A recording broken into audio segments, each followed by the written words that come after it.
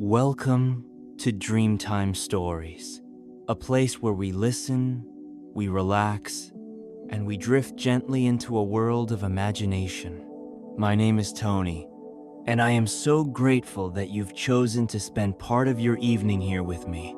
Tonight, we have something very special, an extra long, fictional journey designed to bring you comfort, curiosity, and ultimately, rest. The story was originally written by Shauna Marie, and it is my honor to read it for you in this adapted version. Before we begin, let me remind you of something simple yet important. If you enjoy these stories and would like to support the ongoing production of Dreamtime Stories, becoming a Dreamtime Stories Premium member is the very best way. Not only does it help us continue creating these long, soothing episodes, but it also gives you access to exclusive bonus content. Every week, we release a brand new story, available only to premium members, stories full of wonder and magic, designed to help you fall asleep peacefully.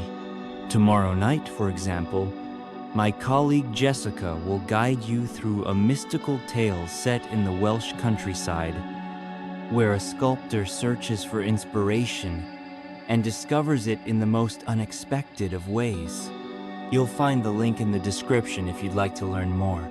Now, wherever you are, whether lying in bed, resting on a couch, or simply sitting quietly with headphones on, I invite you to soften your breathing, let your shoulders drop, allow yourself to be present in this moment. If today was joyful, carry that joy gently with you. If today was difficult, know that you are stronger and wiser for having lived it. Each day offers lessons, even in small ways, and tonight we let go of the weight of worries so that we can rest. Close your eyes if you feel comfortable. Let the rhythm of my voice guide you. Tonight, we will travel to the city of Lumeris, a place unlike any other. Imagine a city that does not grow outward, but upward.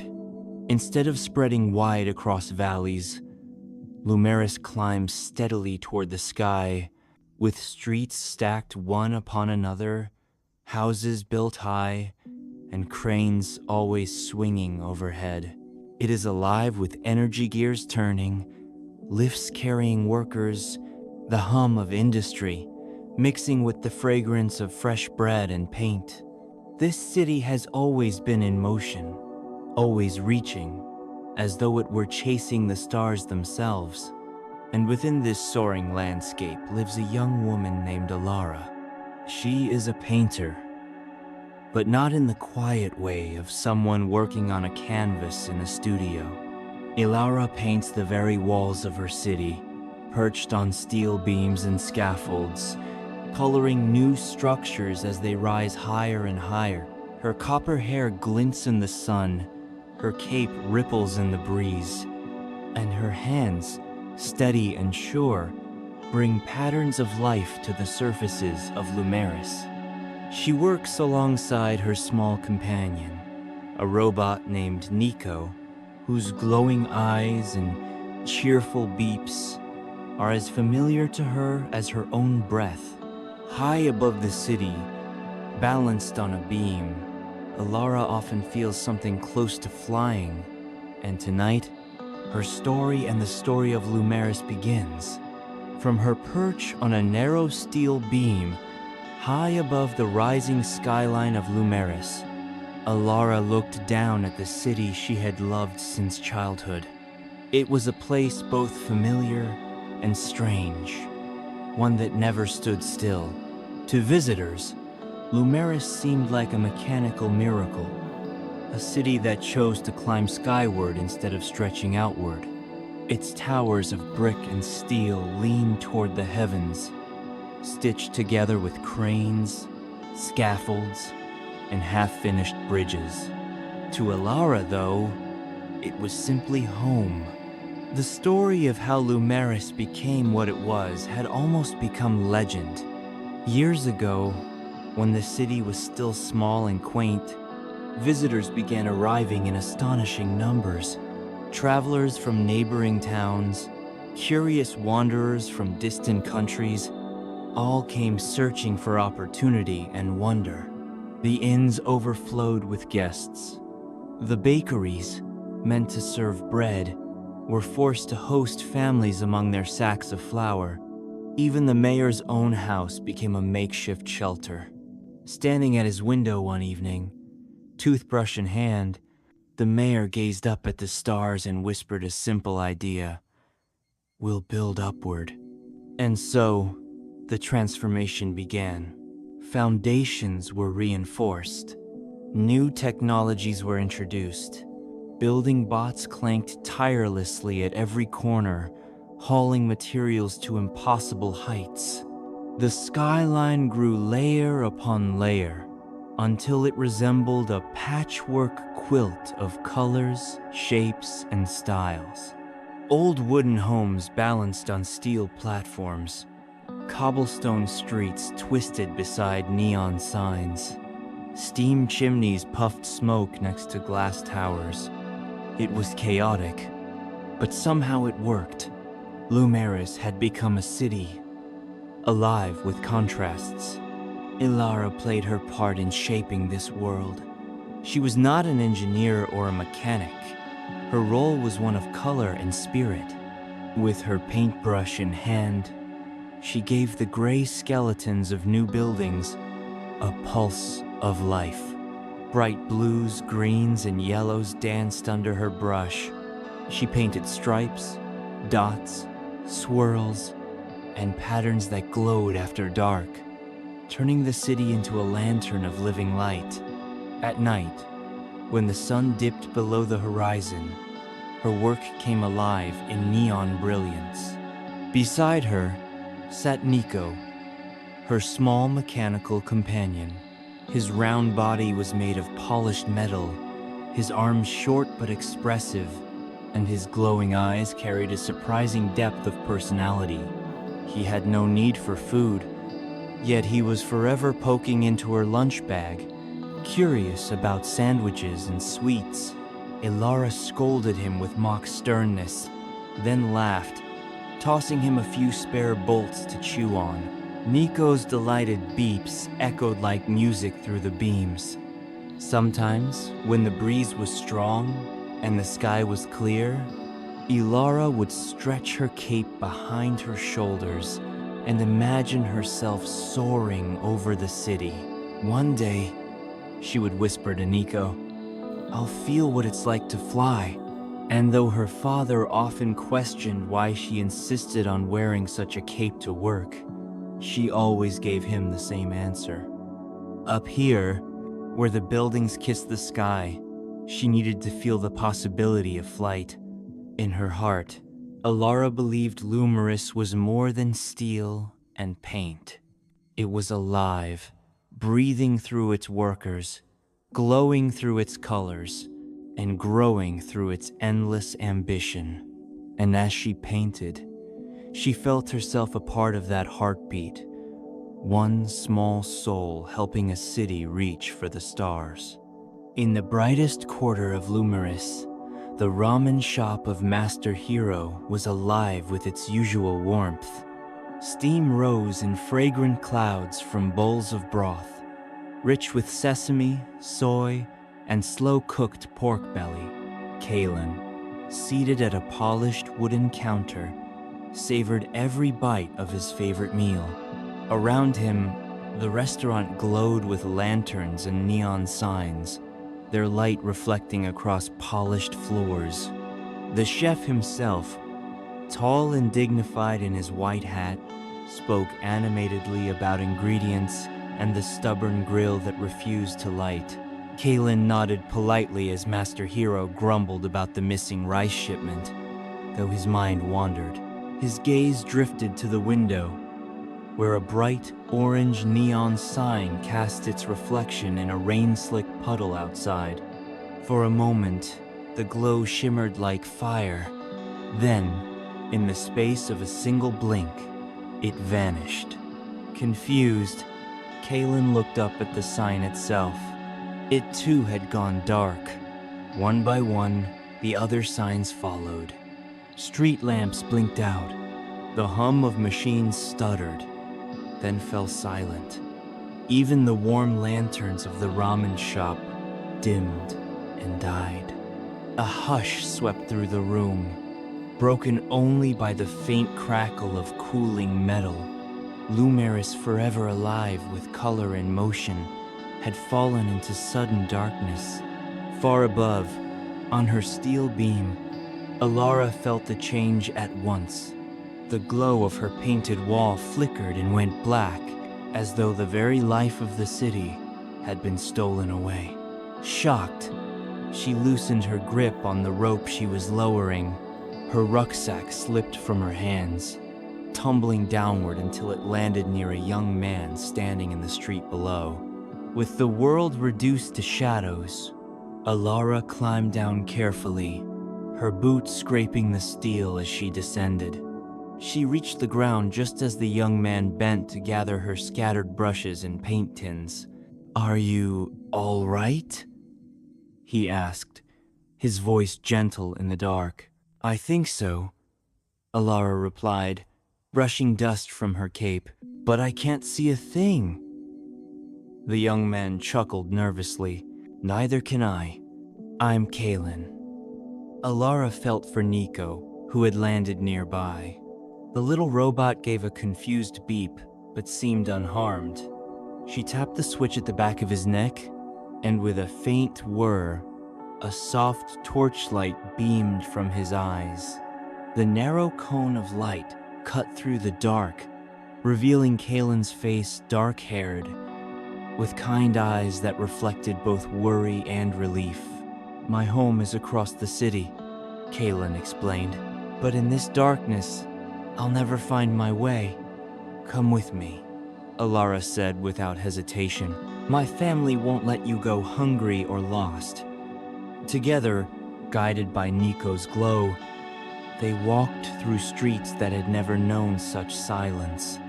The familiar hum of machines was gone, replaced by the drip of water through pipes and the crunch of gravel underfoot. Their shadows stretched long across the cobblestones, as if the city itself was holding its breath. At last, they arrived at Elara's home, part machine, part brick, and adorned with layers of neon signs, now dark like sleeping birds. She unlocked the door, and warm candlelight welcomed them in from the strange night outside. Inside the house, the sudden darkness of Lumeris felt less threatening. Candles flickered on every surface, casting golden halos across walls built from both brick and machinery. Elara's family welcomed the visitors without hesitation. Her mother ladled steaming broth into bowls, while her father poured tea with steady hands. The dining table soon became a small island of warmth, a place where shadows could not intrude. Kaelen sat awkwardly at first, unsure if he was imposing, but the kindness in Elara's family left no space for doubt. Her grandmother teased her, "At last, you've brought a friend home," and everyone laughed, even Elara, who blushed under the candlelight. Rumi and Taro, the youngest children, poked dumplings with chopsticks until they broke apart, their giggles lightening the mood. When supper was finished, the little ones were sent to bed after a long, playful struggle. The adults lingered at the table, conversation soft but insistent. What had happened to the city? How could the lights simply vanish, all at once, with no warning? No one had answers, only questions that grew heavier as the silence stretched. In the corner, sitting almost motionless, was Elder Corin. Elara's grandfather was a man of few words, with eyes that seemed always half-closed in meditation. Kaelen wondered if he had fallen asleep, but then, without warning, Elder Corrin stirred. He opened one eye, then the other, and when he spoke, his voice was deep and resonant, carrying the weight of centuries. "My family tells of an ancient legend," he began. At once, the room fell quiet. Even the flicker of the candles seemed to lean toward him, as though eager to listen. "Long ago, there were dragons," he said, "creatures of immeasurable power, born not for destruction but for life. Their breath was not only fire, it was creation. They breathed into the cities we built, filling them with light and strength. Humans and dragons lived in harmony, shaping the world together." His voice dropped lower, almost to a whisper. "Among them were two brothers, wise, noble, and full of love for one another. But as time passed, the dragons vanished, leaving only stories behind. Still, it is said that if darkness ever claimed the land, finding a dragon would be the key to restoring balance." Elara felt her heart quicken. Kaelen leaned forward, eyes wide, as though trying to catch every word before it slipped away.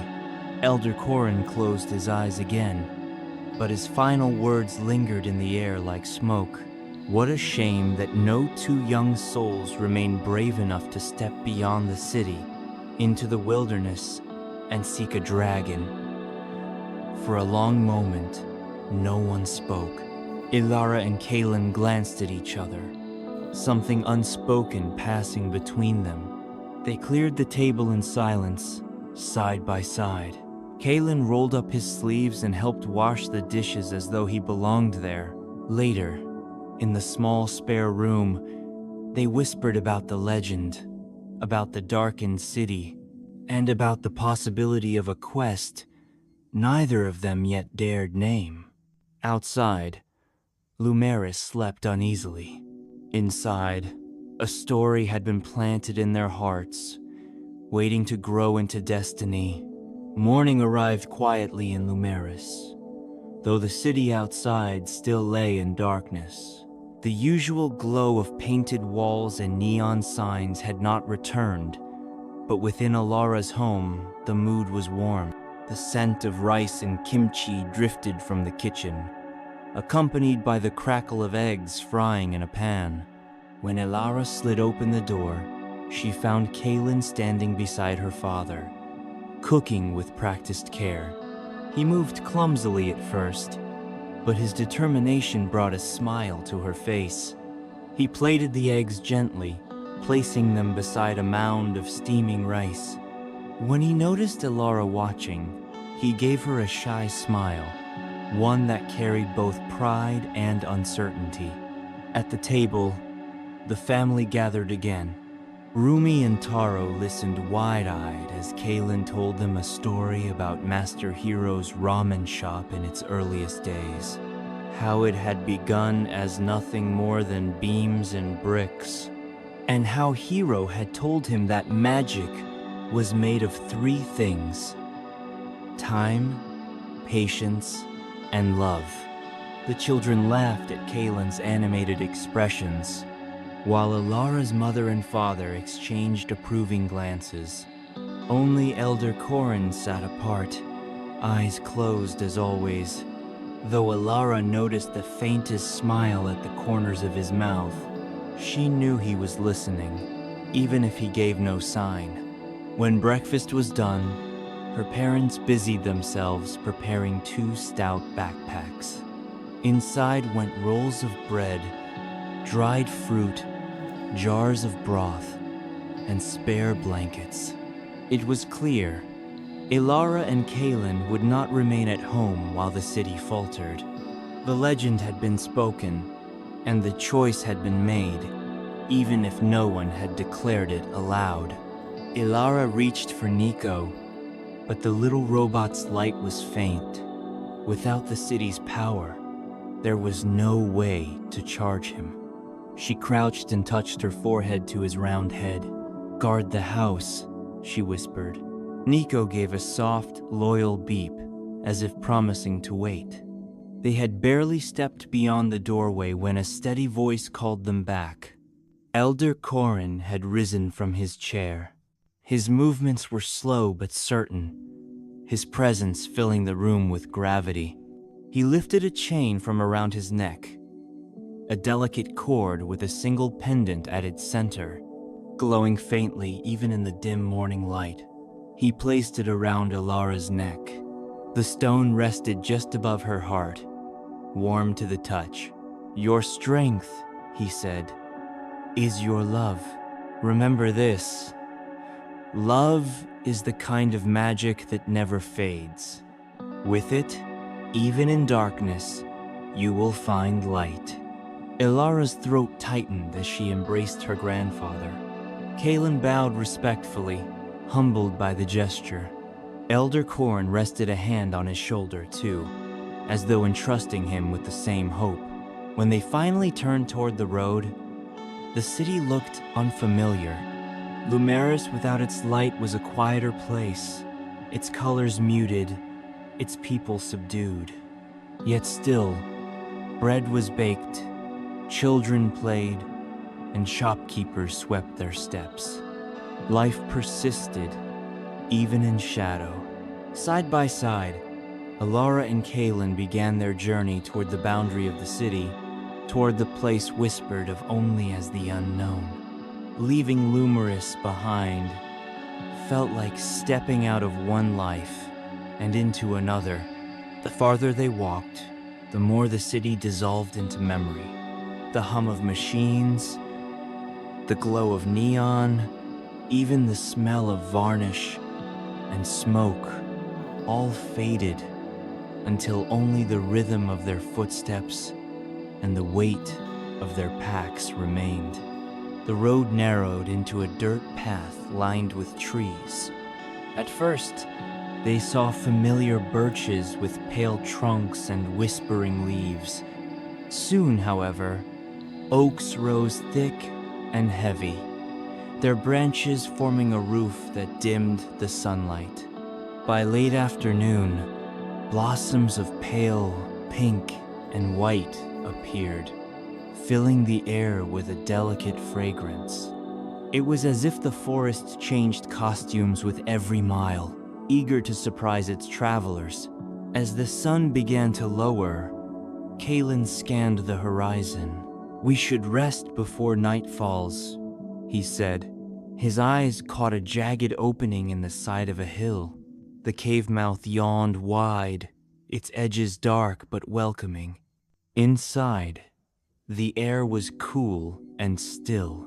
Moss carpeted the floor, soft underfoot, and a few torches, long abandoned by earlier travelers, were wedged between stones.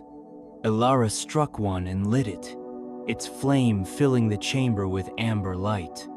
She set down her pack with relief, stretching her shoulders, then helped Kaelen unpack their meal.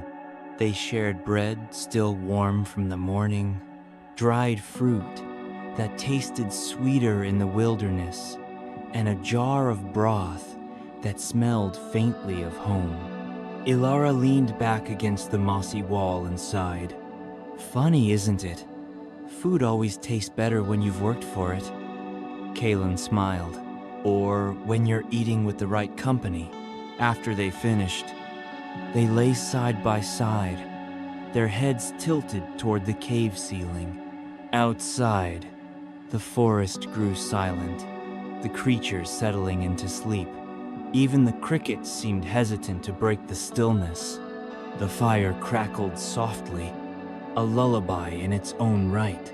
To pass the time, Kaelen began to tell a story. "There was once a soldier," he said, "who believed he could never be strong enough to fight. He left his camp to seek a wise man who gave him a sword said to hold magic. The soldier returned, fought bravely, and won. But when he went back to thank the man, the truth was revealed. The sword was ordinary. His courage had been his own all along." Elara's eyes shone in the torchlight. "So strength is always within us," she whispered. Kaelen nodded. Exactly. She thought for a moment, then smiled. Now, it's my turn. She began softly, her voice echoing the cadence of her grandfather. My family tells of an ancient legend of two dragon brothers. The elder stayed behind to guide seekers of wisdom. The younger was transformed, gifted with two legs, and told to build a new land. One day, they would meet again, bound by love and courage. Her words drifted into silence. She frowned. I can never remember how it ends. Kaelen turned his head toward her, eyes already closing. Maybe the ending is still being written, he murmured. The cave grew quiet. The torch burned low, wrapped in moss and warmth. Elara and Kaelen drifted into sleep, their dreams woven with dragons, soldiers, and the promise of dawn. Morning came softly, with the light of dawn spilling into the cave in pale ribbons. Elara stirred first, brushing moss from her hair, then nudged Kaelen, who groaned and rolled over, his face half buried in his cloak. Before either could rise fully, the sound of footsteps echoed at the cave entrance. Two men appeared, outlined by the morning sunday. The taller one leaned on a sturdy walking staff, his frame broad and steady. The younger, leaner, and quick-eyed, tilted his head with curiosity. Their cloaks were travel-worn, dust clinging to their hems, and their boots carried the marks of long roads. You're not from around here, the tall man said. His voice was calm, but his eyes were sharp. Kaelen rose to his feet, brushing off his sleeves. We come from the city of Lumeris. I'm Kaelen, and this is Elara. The younger man grinned. I'm Jin, and this is my companion, Cade. We've been searching for the city you speak of. Some say it glows like a lantern in the dark valleys. Elara exchanged a glance with Kaelen, her expression shadowed. It did glow, she admitted quietly, but the lights have gone out. The city is dark now. Jin's grin faded, replaced with concern. Then you're seeking answers? Kaelen nodded. We've been told of a legend that only a dragon could bring back what has been lost. At this, Cade lifted his head. If that's your quest, then you'll need more than luck. The unknown is vast, and travelers lose their way easily. But there is something that might help. Elara leaned forward. What is it? Cade adjusted the strap of his pack. A wishing well, hidden not far from here. It is said to carry travelers to where they need to be, if their hearts are pure. The well does not open to greed or cruelty. Only those with noble intentions can use it. Jin added, It lies a day's walk from this cave, through a forest path. We could show you the way, but our journey takes us elsewhere. For a while, the four of them sat near the fire, sharing food and stories. Elara passed dried fruit to the strangers, who in return offered tales of their own homeland of families who had once lived side by side with dragons. Their words carried both nostalgia and sorrow, for even in their land, the dragons had long since vanished. When it was time to part, Jin clasped Kaelen's hand. The wishing well will test you. Speak honestly, and it will listen. Cade bowed politely to Elara. May your city find its light again.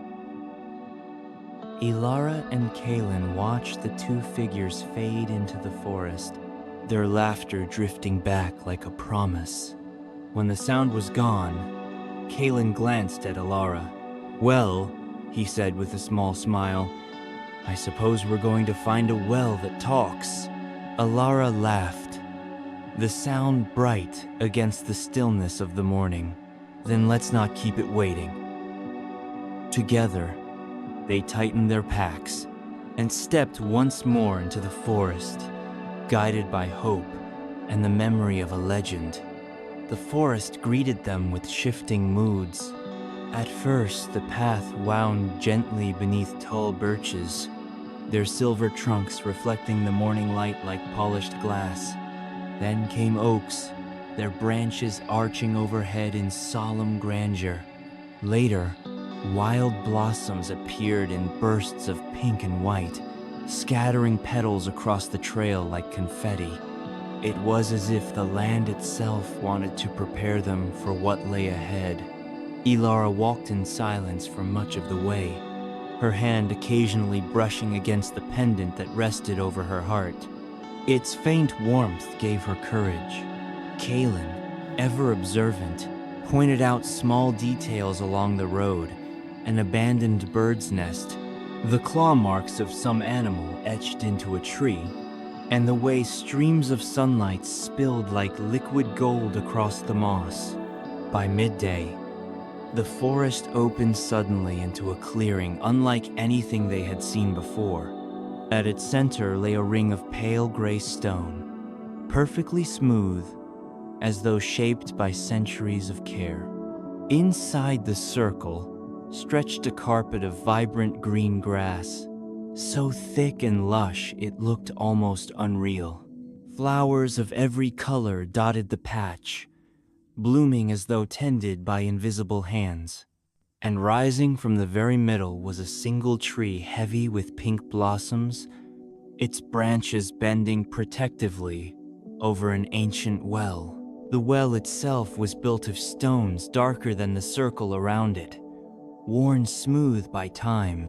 A bronze plaque fastened to its side read in simple letters, "Introduce yourself." Kaelen frowned, half amused. "Introduce ourselves to a well?" Elara stepped closer, her cape brushing the grass. "Why not? If the legends are true, this is no ordinary well." She cleared her throat and said, "My name is Elara. I love the feeling of painting the first stroke on a new wall." Kaelen chuckled but followed her lead. "I'm Kaelen. I love the taste of broth that has simmered all day, carrying the stories of everything that went into it." For a moment, nothing happened. Then, from deep within the stones, a warm, melodic voice answered, "Hello there." They both jumped back in surprise. The well chuckled softly. "Do not be afraid. I am the wishing well. I listen to hearts, not to words alone. Yours are bright, and your cause is noble. Tell me where you wish to go." Elara glanced at Kaelen, then said clearly, "We wish to travel beyond the wilderness, into the land known as the unknown. We seek a dragon who can help restore light to our city." The well hummed, as if considering. "Many have come before you seeking dragons. Few have returned, but your intentions are pure. Hold hands, and I shall carry you." Elara and Kaelen intertwined their fingers, gripping tightly. The pendant at her chest glowed brighter, resonating with the well's voice. A sudden rush of wind circled them, petals from the blossom tree spinning in a whirlwind. The ground beneath them seemed to vanish. And then, with a sound like a sigh, the world folded away. When they opened their eyes, they were no longer in the forest. Rolling green hills stretched before them, wrapped in a silver mist. Strange plants glistened with dew, and in the distance, mountains stood like watchful guardians. They had arrived in the land of the unknown. Elara's heart raced. Kaelen squeezed her hand once more. Whatever awaited them here, they would face it together. The land of the unknown stretched before them like a dream made real. Hills rolled gently into valleys wrapped in thick vapor, and every blade of grass glittered with dew as though touched by stars. The air was warm yet damp, heavy with scents both familiar and strange. Flowers bloomed in colors Elara had never painted before. Blues that looked like liquid moonlight, oranges as deep as fire. Elara brushed her fingers across the pendant on her chest. Its glow pulsed faintly, as if answering the heartbeat of the land itself. "It feels alive here," she whispered. Kaelen nodded, "as if the world is waiting for us." They walked for hours, the mist curling around their legs. Sometimes they passed other travelers moving in the same direction, shadows that appeared briefly before vanishing into the fog. Each time, Elara tightened her grip on Kaelen's hand, comforted by the warmth of his presence. By late afternoon, the green hills gave way to something starkly different. The ground turned pale and cracked, a dry expanse of stone and sand stretching into the horizon. Sparse shrubs clung desperately to life, their twisted forms bent by endless winds. The air grew hotter, the mist thinning until the sun blazed against their backs. It was Kaelen who noticed it first, a shape in the distance, half buried in the rocky soil. At first, it seemed like a jagged hill or the wreck of some ancient ship. But then, as they drew closer, Elara saw the unmistakable curve of scales glinting faintly in the light, maroon and copper interwoven like armor. Her breath caught. "It's alive." The massive form stretched across the desert floor, still as stone. With each breath, the ground near its chest rose and fell, stirring small clouds of dust. Its wings, folded tight against its body, looked large enough to blot out the sun if spread wide. The dragon's head rested heavily on the sand, its closed eyes enormous beneath ridges of bone. Elara and Kaelen exchanged a look.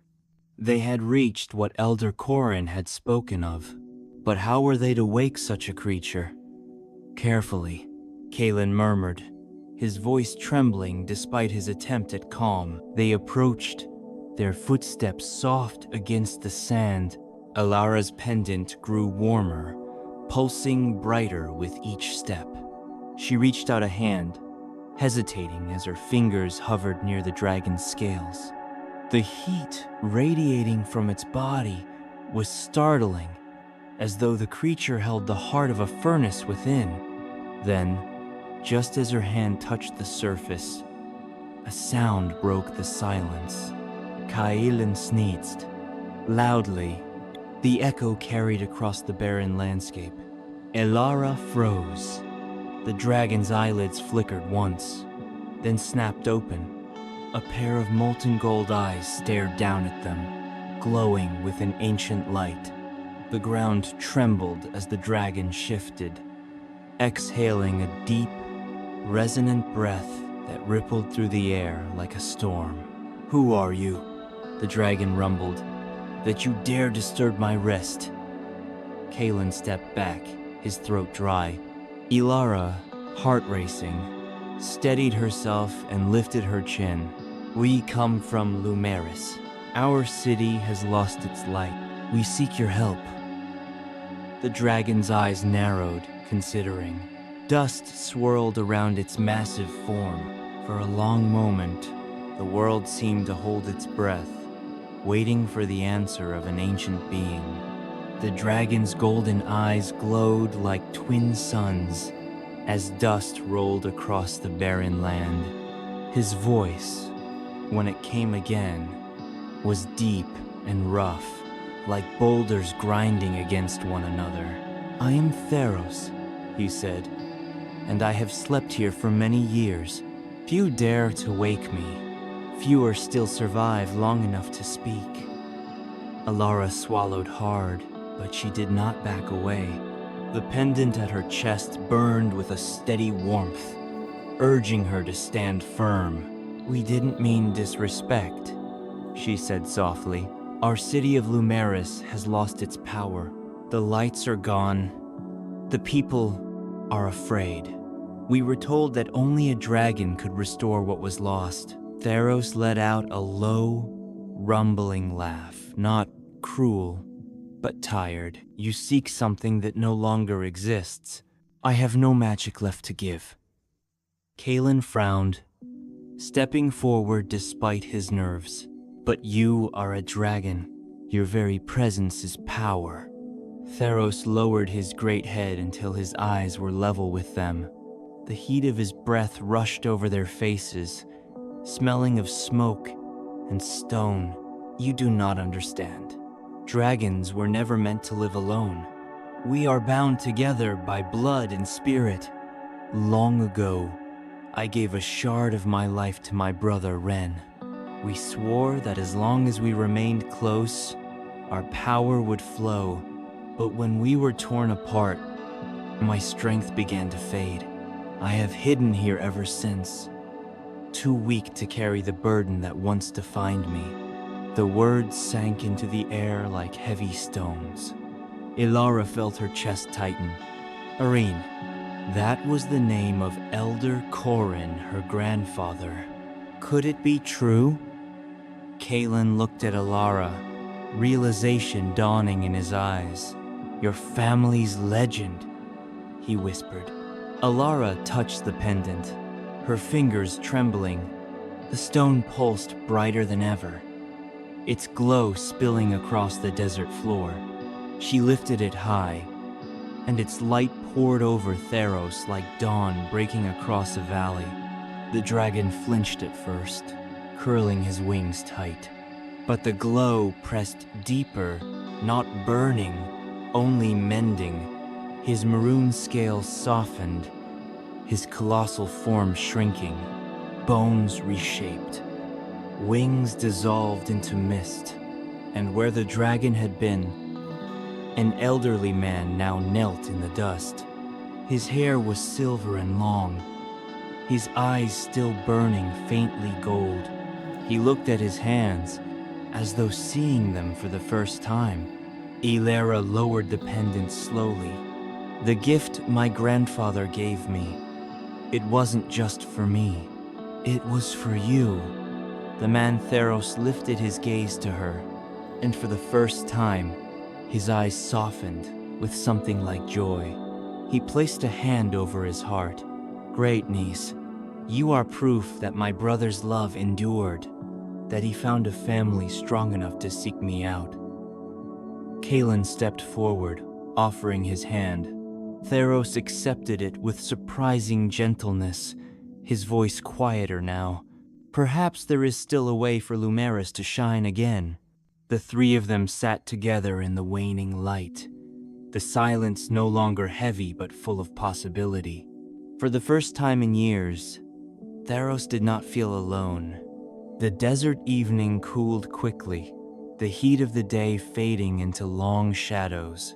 Theros, now in human form, sat with Elara and Kaelen near a small fire Kaelen had coaxed from dry twigs. His silver hair shimmered faintly in the firelight, and though he looked aged, there was a strength in his bearing that spoke of centuries. For a time, they ate in silence, sharing what little food they had left. Theros examined each bite as though tasting it was a miracle, savoring the warmth of cooked bread, the sweetness of dried fruit. I had forgotten what it is to eat, as men do, he said softly. As a dragon, my nourishment was the life of the land itself. But this, he broke off with a quiet laugh, this is a joy I never thought to feel again. When they finished, Elara leaned closer, the pendant glowing faintly against her chest. Theros, if you truly are my grandfather's brother, then you must know why Lumeris has lost its light. Is there a way to bring it back? Theros stared into the fire, his face shadowed. Long ago, when Ren and I parted, I gave him a gift, a stone, carved from the shell of my hatching. Within it, I poured a fragment of my life force. As long as I remained strong, the stone carried light enough for his line, his home, his city. But when my power faded, the stone dimmed as well. That is why your painted walls no longer glow, why your city feels hollow. The tether between us was fraying. Kaelen frowned. So the city's light depends on both of you being alive and together. Theros nodded slowly. Yes, our bond was meant to endure, but I hid from the world, ashamed of my weakness. I see now that my absence starved not only me, but those who depended on me. He looked at Elara with eyes that glowed faintly gold. By finding me, you have done what I could not. You have restored the connection. If I return to Ren, if I stand beside him once more, the life force will flow again. Lumeris will breathe. Alara's heart swelled with hope. She reached for Kaelen's hand, squeezing it tightly. Then we must bring you home. Theros smiled, the first true smile they had seen on his face. Home. It has been a long time since I thought of it that way. That night, they rested in the cave, Theros telling stories of the dragons of old, of skies filled with wings, of rivers warmed by their breath, of songs humans once sang in gratitude. His voice was steady, but tinged with sorrow for what had been lost. Elara listened, as though trying to memorize every word, while Kaelen kept the fire alive, his eyes flicking off into her face. By dawn, the decision was clear. They packed their belongings and set off together. Elara with her pendant, Kaelen with his steady stride, and Theros walking as a man but carrying the memory of a dragon within him. The path wound through forests, thick with mist and valleys, alive with birdsong. For the first time, their journey bent not away from home but toward it.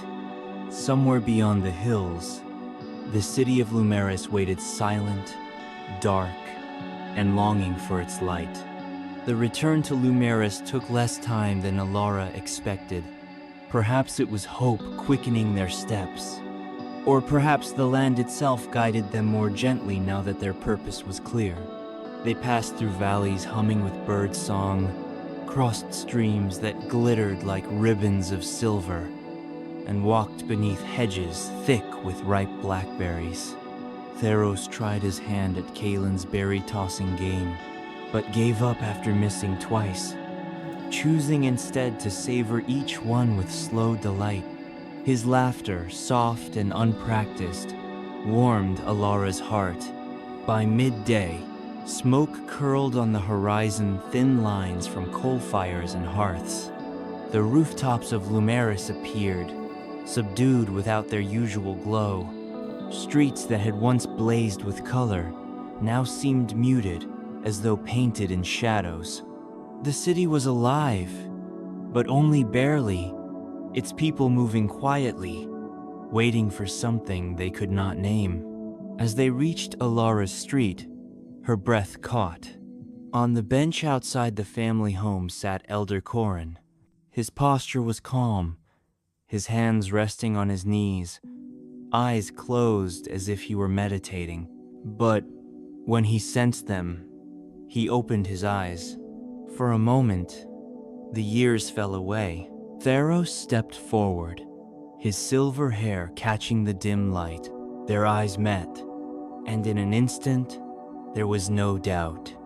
Elder Corin rose to his feet with surprising strength and embraced his brother. "Ren," Theros whispered, voice breaking. "My brother," Corin answered, his tone heavy with both sorrow and joy. At last. The pendant at Alara's chest flared brilliantly, and with that, something stirred deep beneath the city. A hum spread through the ground, faint at first, then building into a pulse that traveled street by street. Lanterns flickered awake, Neon signs blinked back to life, one after another. Walls Elara had painted lit up in glowing stripes and dots, their colors shining with renewed brilliance. The city exhaled as though it had been holding its breath all this time. Neighbors poured from their homes, staring in awe as Lumeris came alive once more. Children cheered, couples embraced, and workers clasped hands, laughing in disbelief. Light danced across every surface, reflected in puddles, windows, and the wide eyes of its citizens.